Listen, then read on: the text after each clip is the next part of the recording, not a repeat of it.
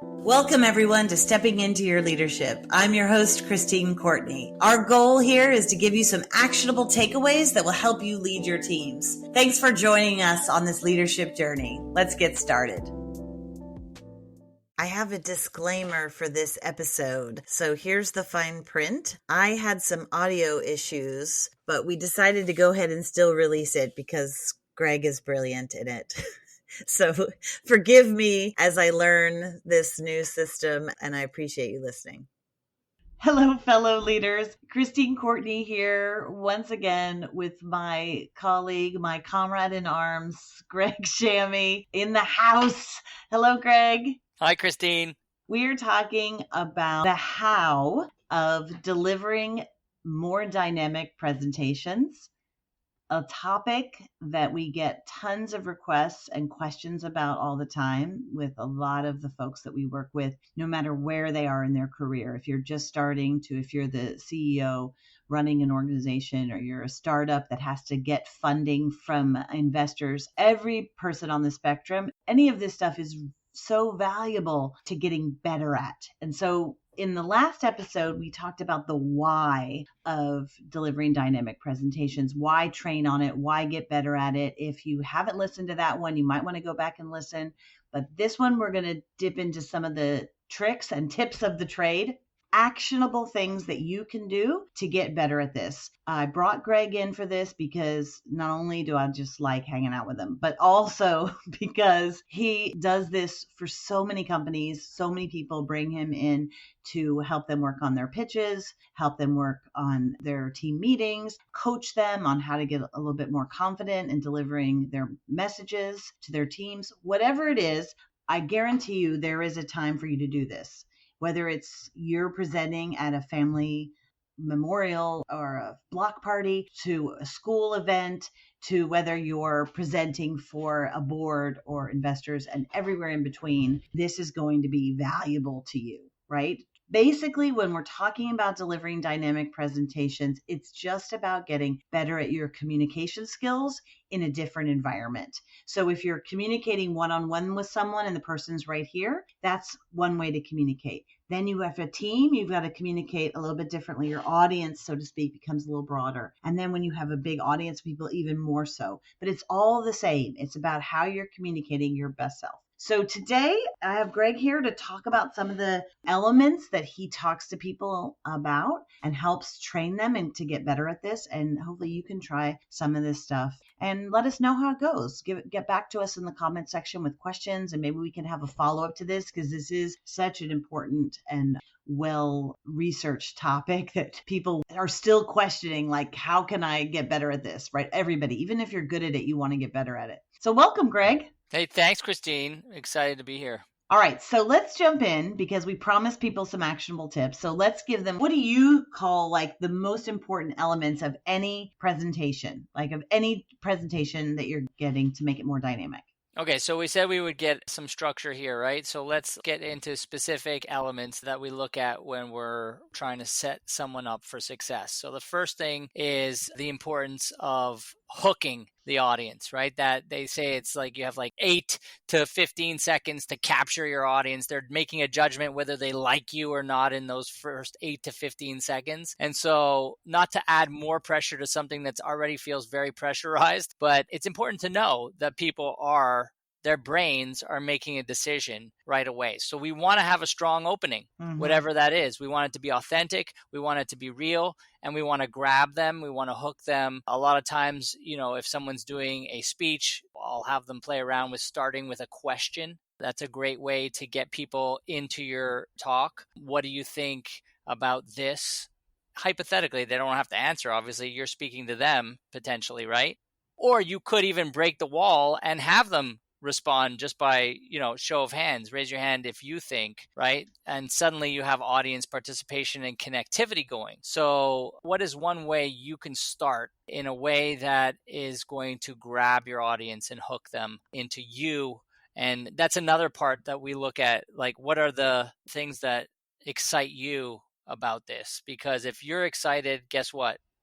your audience is going to be excited. And so I'm always like talking to folks, like, for example, if they're giving a pitch on, say, for a fund or something that they're the manager for, the portfolio manager, a lot of times they forget themselves, and they forget their own passion about why they do what they do and how they've done it successfully for X amount of years. And I kind of want to get a flavor of that. I want a taste of like, what lights you up? Why are you doing this? How long have you been doing it for? And like, what are some of your things that make you special?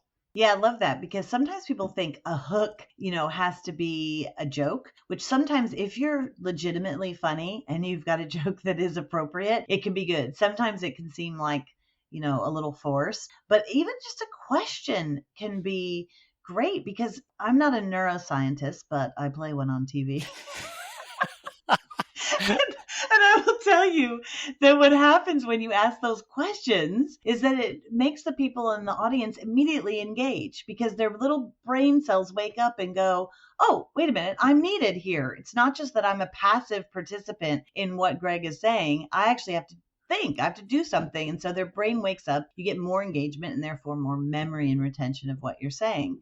So I love that. Sometimes I forget that. It's easy as a question that you can start with. What else? What are some other hooks that are maybe, a little more riskier up on the spectrum that you've seen work? Anything you can do, again, to highlight something that's special about you, about your team, about your organization. If you are pitching to someone, I think those are key. I always want to know who my audience is. That's another thing in my preparation. I'm like, who am I actually talking to? What's interesting to them? What are they looking for? Right? Those kinds of things always inform my prep of my presentation. And the other thing I've noticed in that first element is that people forget to kind of frame what they're doing for who they're presenting to. And I think that frame is really important. When I say frame, I mean just the basics of, this is what I'm going to talk to you about.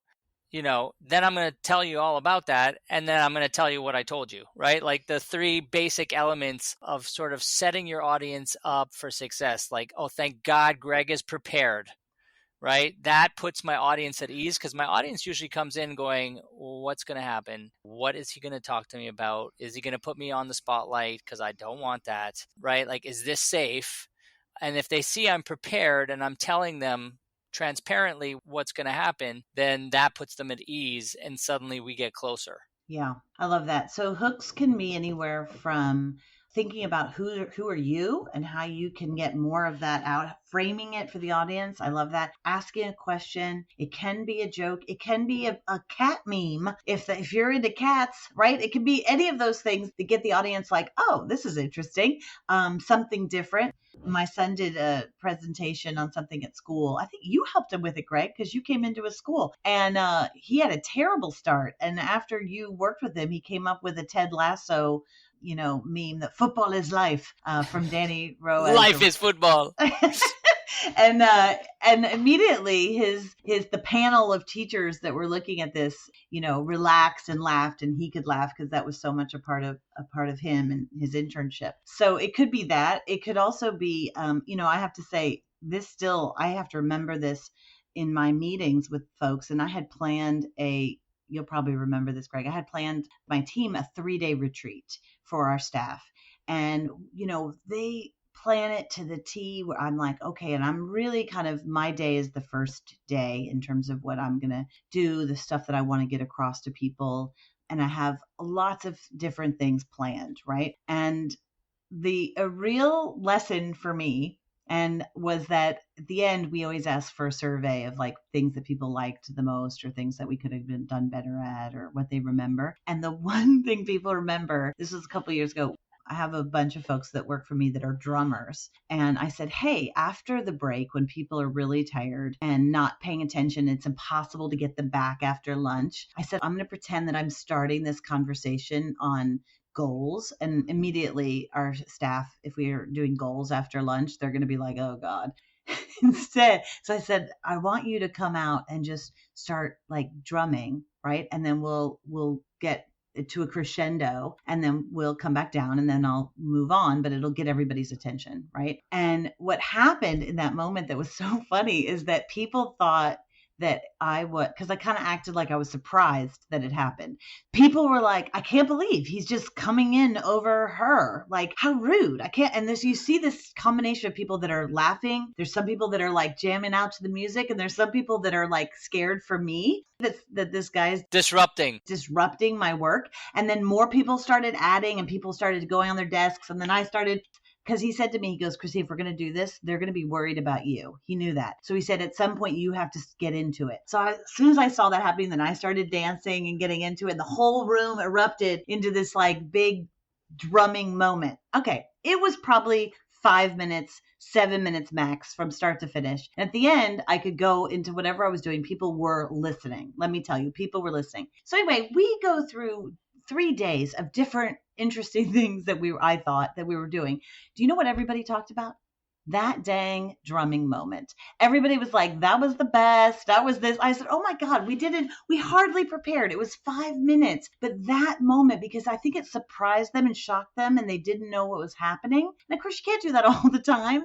But there's that element of surprise that was a hook in a time of the day where they needed something, else. And so that was a real lesson for me of like, wow, I gotta think more. I gotta be more creative in how I think about these things. And when you think about it, everyone's listening to you when they haven't heard you because they want to know what you're going to say. Yeah. Right. So it's worth thinking about, like, how am I going to open? And then how do you make that as real and authentic and surprising as possible? One other thing, Greg, that we found that worked, as I saw this woman do, and so some of us do it in our meetings, is that you can bring in a box to your presentation very carefully. Maybe it's beautifully wrapped. Maybe it's not. Maybe it's just beautiful black box, and you put it down. The whole time people are like, what's in that box? Right? And you're presenting and that box is just there. And then eventually you got to open the box, right? So something in that box at the end has to be related to what you're doing. And it can be funny, it can be whatever, or you can just leave with the box and then be like, oh, what? You guys wanted to know what was in here? Because people are looking at that thing going, why did he bring that up there? Anyway, we have found that to be really fun and like have things that are used in that box, right? We've also had people use Amazon boxes with a Post-it with numbers on it. So it can be really simple, what you do, but just something that piques people's interest. So they're listening to you going, how is that prop going to be used? It's that famous Anton Chekhov, the playwright, the Russian playwright, remember? He said, if there's a gun on the wall, it's got to be used in the third act or something. Okay, I know I probably misquoted that. So you can write, all the Chekhov fans out there, tell me in the notes section. But basically, he said, if there's a gun on the wall, it's got to be used by the third act or something. And the same thing is true. If you bring a box or something, don't bring a gun. But if you bring a box into or something special like that, a prop, you've got to somehow use it at some point. But it can pique interest. All right, so we got the hook. What else? What's the second element? So integrate story, I think, is huge. And, there's a lot of data on this that story is 22 times more effective than data alone. And how are you telling some stories that are going to really demonstrate either your effectiveness or your team's effectiveness or whatever it is? It's going to show a little piece of vulnerability that is going to get you closer to your audience. And it takes a lot of pressure off me, the speaker, as well, because stories are fun and we tell stories all the time. And so I'm always thinking of like, what are some stories you could tell that are going to highlight some of the things you want your audience to get about you and the team? Yeah, and they have to be short, right? Yes. And you've got to really practice them. The other thing is, if you want to know more about story, we got a podcast for that. There are other episodes that we have on the power of story. So if you want to know more about that, please listen there because we'll give you some whys and some hows on being better at storytelling for business. Okay. And just one more thought on the story piece is this is like, if you have a difficulty that you've come across, right? A lot of times people get engaged by difficulties or by hardships that maybe you faced and that you figured out a way to overcome it. So you're telling a story of, well, this was presented to me and I wasn't sure how to move forward on it. But then working with X, Y, and Z, we brainstormed and came up with some solutions and it ended up being the best outcome possible. But specific, vulnerable, those kinds of things are going to really help your story telling, and you have a chance to practice all the time. Great. Another element is, you said death by meeting at some point, I think in the last part, but this is death by PowerPoint. And so visual vitality is something we work on. And that really has a lot of specific elements to it. But the bottom line is, your deck, your PowerPoint should never be the best part of your presentation. And if it is, that is a losing situation because you want to be the best part of your presentation. The deck is there to help you and your audience connect and move forward together. That's what it is. It's really your visual storyboard of what you're telling folks, and you're trying to make that as engaging and easy to digest as possible. That's why those slides with lots of writing and tons of things are terrible, because I cannot look and take that, read that, and listen to you at the same time. Impossible. And so you have to keep it simple. Use contrast. One word, few words, an image, right? Those kinds of things are way more impactful than too much on a slide. Oh my God. If people take that away, if they take just that away from this, it's a win, people. You cannot go less than 24-point font, okay? For us old people, please, God, no less than 24-point font. And the words and the pictures should be bigger than the words on the page. So true. So true. Now, if you're very nervous, PowerPoint is a great crutch to help you. Right? If you're very nervous, and I tell some folks who get a little bit tongue-tied when they're up in front of folks, use your PowerPoint to keep you focused and to keep you on point. But the better you get at it, less on the PowerPoint slides, more on you. I love that tip, Greg. And you're making me think, because then folks get up and they kind of just read their slides. Never read your slides. I mean, you're going to read your slides, but the most important thing is to be with your audience. So I work a lot with people because they're just doing their presentation the way they did their presentation alone in their room or in front of the mirror. And I'm like, the audience is the most important factor. If it's one person, if it's at 250 people, you have to be with them and connect with them. So if I am looking at the slide, I'm picking it up, but I'm coming back to you. And I'm connecting with you from what I'm sharing. I'm picking up my thought. And then I'm sharing it with you, and I'm seeing how you're responding. Oh, I see a head nodding over there. Thank you for that. That makes me feel like something's getting through. Boom, we have audience connection, right? And suddenly it brings energy. I felt so cared for, Greg. Just that. I just felt so cared for as your audience there. So thank you. Oh, you did? I did. When you just went back and came into me as your audience, I was like, yes, he's interested in me. Yes, and I want speakers to be connected to their audience. That's like number one priority. It doesn't happen. Yes. It doesn't happen enough. And how you practice is how you perform. So if you practice, alone, quietly reading your slides, that's how you're going to perform. So you've got to do some of what Greg was just doing, where you're getting your body into it. You're looking away sometimes. If you're nervous about that, they have a clicker so you don't have to keep, going for the enter button on your computer when you're up in front of people. Like I love what you said, visual vitality. I'm not sure I've ever heard you say that. That's a VV word. Visual. That's V squared. I love that. That's memorable. Visual vitality. I think that also has to do with what you wear, right? Because you're part of the visual. So if you're up there, do not wear really distracting clothing. You have to think about, unless that's part of your pitch, right? Unless that's part of your pitch. But it has to be that you're thinking like, okay, what do I want to present? What part of me do I want to present? And how do I do that? Yeah, it's so good. I know we're running short on time. There's two more. We're not going to be able to get into the depths of these two. Obviously, we do tons of work on these alone. But the next one, Christine, is train your instrument, which is like the epicenter of making presentations impactful. So, and I always ask, like, who plays an instrument? I do. Okay, what do you have to do to get good at it? I got to practice. So our instrument is our voice, our body, and our mind, and our energy, right? And so how are we practicing every interaction? We talked about this last time.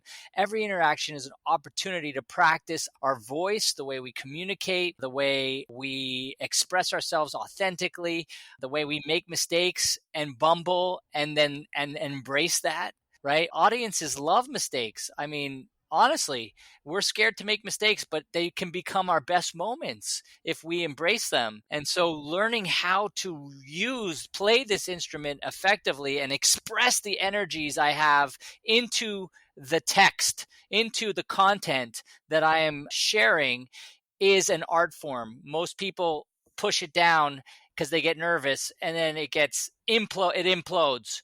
And then I finish my talk and I'm like shaking and I'm like, what, where did all the energy go? It was terrible, right? Yeah. Because I don't know how to invest that energy, that nervousness, that energy into the presentation. Yeah, it was like we want to be perfect. We want to be perfect. And it's kind of like it's our biggest downfall instead of just being real, right?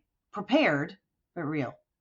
Yeah, perfect is the enemy of great, right? Yeah, let go of perfect and let's just get out there and bring our like you said, our best selves to that space, whether we make a mistake or not. And we're prepared so we can just deliver it with staying connected to our audience. Love it. What's the last one? It's just getting in the zone. So that has to do with training your instrument too. But that visualization, I think I shared one of my clients had done that visualization, that meditation prior to going on in front of the CEO, and it really grounded him and helped him center his breath. His breath had been very high. He was very nervous, and so he was able to lower his breath, and he was able to go in and slow himself down. Everybody speaks faster when they get in the spotlight. That's one thing 100% is going to happen. You're going to start talking quickly because your energy is nervous, right? And then you start to eat words and people can't understand you because you're going so fast. So slow down, breathe, and be with you and the audience and your presentation, and suddenly things start to fall into place. So getting in the zone is something, we really work on. Yeah, and we've seen people use music, use meditation, use a breathing exercise, use some yoga, use a punching bag. Like, if some people have to do the opposite of us, I mean, you and I have a lot of energy. We get a little nervous and we go fast. Some people get nervous and their mind goes blank, right? Or their energy goes really low. And so they need to pump up their energy. So sometimes I've seen people use punching bags. I've seen people use dance. No one else to see you do this. You just go in the bathroom beforehand, in the stall. Do not mess with what works for you. That you want to add on to that. Like, what's working for you? If you look at your presentation experience history, what's worked for you, keep that and then build on it, right? And just keep getting better and better every time you walk into an interaction, every time you walk into a spotlight. When you were a pitcher, Greg, and played baseball, did you have I know baseball players are known for like their prep work right before they go Oh my on. God. Did you have a little routine or something you did to get yourself in the zone? Oh yeah, absolutely. So I was a pitcher, and so I would visualize being on the mound and doing my wind up and seeing the ball move into the catcher's glove and past the hitter, like the positive vision. The same way I do a visualization before I step onto a stage in front of 1,000 people, I actually sit behind and I visualize the audience and I visualize them seeing me and wanting me to do well, to bring my best self. And that relaxes me because it helps ground me, because I'm like, oh my God, they're on my side. They're on my side. And then I'll step out there and I'll feel that energy. I'll connect with them. Hey, hey, hey, hey, ho, hey. And then suddenly we're connected and then I'm rolling and I'm able to, do that piece. But again, do not forget the audience. They're the most important element. I love it. Greg, you are so great. I could be here with you all day. Dr. Shamie, the doctor of delivering dynamic presentations. If you want to know more, go back and listen to the previous podcast on the why. We will work on some more episodes related to this topic because I know that there are even more tips and tricks of the trade that you guys are going to want to know about to get better at this, because it's so critical and also so much fun if you do get better at it, right? It's fun to do this. So anyway, thank you, Greg. Thank you, Christine. Just on that fun note, every time someone has gone through it, the delivery, right? Dr. Delivery, I like that. The delivery, after they've gone through it, they're always like, what? That was amazing. I can't believe I did it. And if they've trained and they got themselves to a place where they could go in intentionally and deliver what they had practiced and bring their best self to that, they feel phenomenal. Yeah, and you'll get the good feedback from your colleagues, your team, your company, your clients, all of it. And that feels pretty good. So thank you, everybody. We will see you next time. And if you're enjoying this, please follow us for more of these episodes. We really appreciate you and your comments and your listening. Take care. Bye-bye. Thanks, everybody, for listening. I'd like to give a special shout out to our podcast producer, Richard Francisco. Check out our notes for any details. And if you get anything out of this, please follow us. And if you enjoy it, please take a moment to rate us or write a comment. It will mean the world to us. We'd love to hear from you. And if you just can't get enough, follow me on TikTok and check out tlpnyc.com/podcast for more information.